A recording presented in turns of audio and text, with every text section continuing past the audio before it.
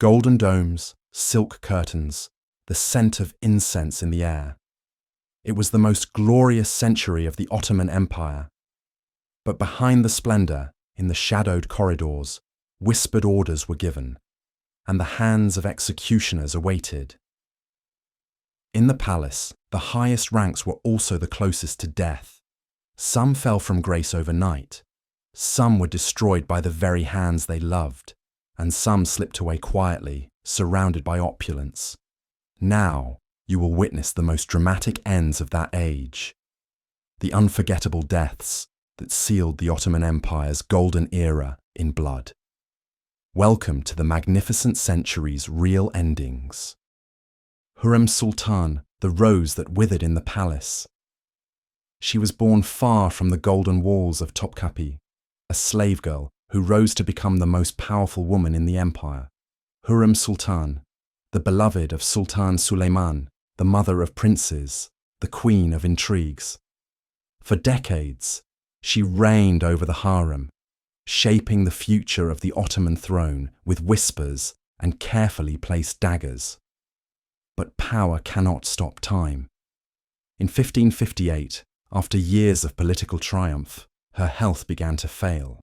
The woman who had once been called the Laughing One grew pale and weak. On a spring day in April, Hurrem Sultan breathed her last within the palace walls she had ruled. Suleiman, now an old and weary emperor, buried her beside the mosque he had built for her. A final gesture of love for the woman who had changed the fate of the empire forever. Shehzadeh Mustafa, the prince betrayed. He was the pride of the empire, the eldest son of Sultan Suleiman, a warrior prince adored by the army and loved by the people. Shehzadeh Mustafa's destiny seemed clear. One day, he would inherit the throne. But in the shadows of the palace, enemies whispered. Hurrem Sultan and Grand Vizier Rustem Pasha feared his power. Letters were forged, accusing Mustafa of treason. In 1553, during the campaign against Persia, the Sultan summoned his son to his tent. Mustafa entered with dignity, unaware that death waited inside. The guards fell upon him. The struggle was short but fierce. In moments, the prince lay lifeless on the carpet, strangled with a bowstring. When the news reached the soldiers, they wept openly. The man they had hoped would lead them was gone. A victim, not of the battlefield, but of palace intrigue. Sultan Selim II, the Sot who ruled an empire. Selim, the son of Suleiman the Magnificent and Hurrem Sultan, was not a man of war like his father, but a man of wine, poetry, and pleasure.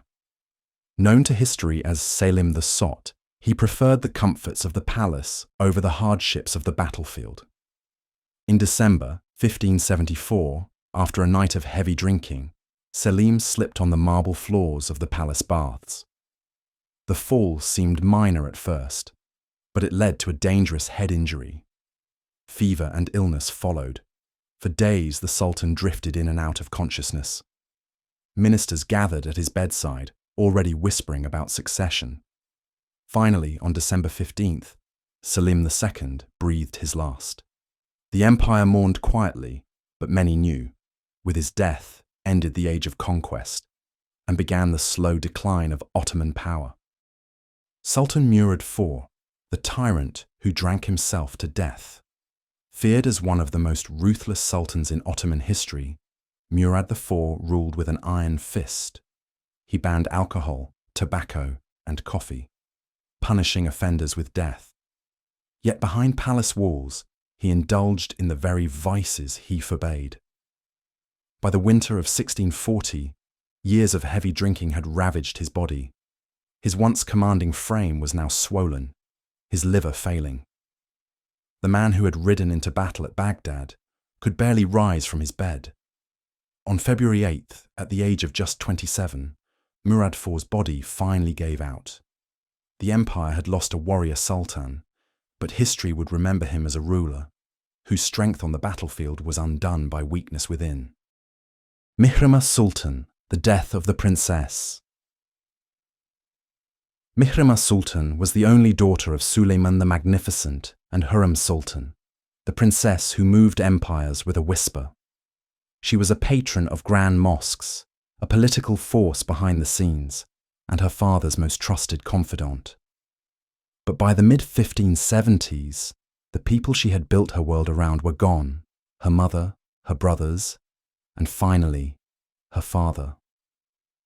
Alone in the vast halls of Topkapi, her influence waned.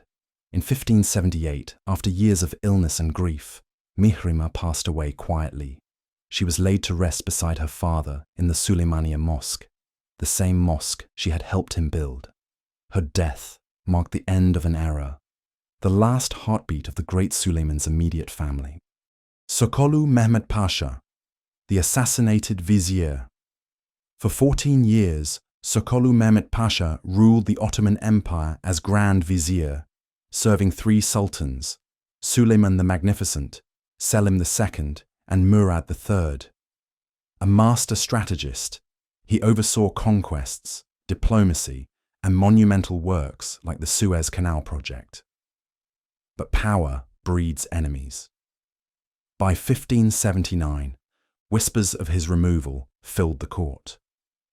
On October 11th, a dervish entered the imperial council hall, pretending to seek an audience. Concealed beneath his robe was a dagger. As Sokolu rose to greet him, the assassin struck, a single thrust to the heart.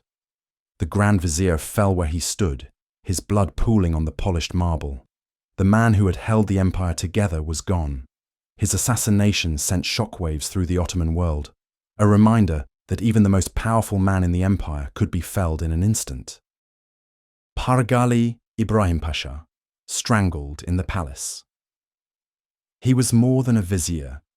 He was Sultan Suleiman's closest friend, his brother in all but blood. Pargali Ibrahim Pasha rose from slavery to command the empire's armies and sit at the right hand of the Sultan. But in the Ottoman court, proximity to power is a dangerous thing. Ibrahim's wealth, arrogance, and independent dealings with foreign powers drew whispers. His enemies, including the Sultan's wife, Hurrem, fed the fire. On the night of March 15th, 1536, Suleiman invited Ibrahim to a lavish dinner in the palace. They laughed, reminisced, and drank deep into the night. When the feast ended, the Sultan embraced his old friend and left the room. Moments later, the chief executioner entered with a silk bowstring. Ibrahim was seized, dragged to the floor, and strangled as the sounds of the palace fountains drowned out his final gasps.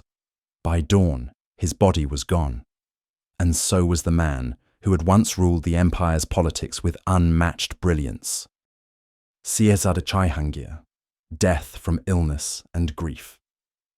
He was the youngest son of Sultan Suleiman the Magnificent and Hurrem Sultan, gentle, intelligent, and beloved by all who knew him. Born with a curved spine that brought him constant pain, Shehzade Cihangir was never destined for the throne, but he was the light of his family. In 1553, his world shattered. His elder brother, Shehzade Mustafa, the empire's most admired prince, was executed on their father's orders during the campaign in Anatolia. Cihangir, who adored Mustafa, was crushed. Witnesses said he withdrew into silence, his laughter gone, his health declining rapidly. Consumed by grief and weakened by the illness that had plagued him since birth, he died just weeks after Mustafa, at the age of only 22. Some said it was sickness. Others whispered it was sorrow that killed him. Suleiman buried him in a small, elegant tomb overlooking the Bosphorus, a quiet resting place for the prince whose heart broke before his body did. Shehzad Bayezid, execution of a prince. He was the fiery and ambitious son of Sultan Suleiman the Magnificent and Hurrem Sultan, bold where his brothers were cautious and unafraid to challenge authority. Shehzad Bayezid was once favoured, but his defiance against his elder brother, Selim, and his open rebellion against the Sultan sealed his fate. In 1559, after losing the bloody Battle of Konya to Selim's forces, Bayezid fled east with his 4 young sons, seeking refuge under the protection of Shah Tahmasp of Persia. But the Sultan's will reached far. Through gold and diplomacy, Suleiman secured an agreement with the Shah. The traitorous prince and his children would be surrendered. In the autumn of 1561, Bayezid and his sons were taken to Qazvin. There, in the quiet of a guarded chamber, the Sultan's envoys carried out the grim order. The prince, who had once dreamed of ruling the empire, was strangled with a silken bowstring, his sons meeting the same fate beside him. Their bodies were returned to Ottoman soil, buried far from the palaces they had once called home. A final warning from the magnificent Sultan that ambition could be as deadly as treason.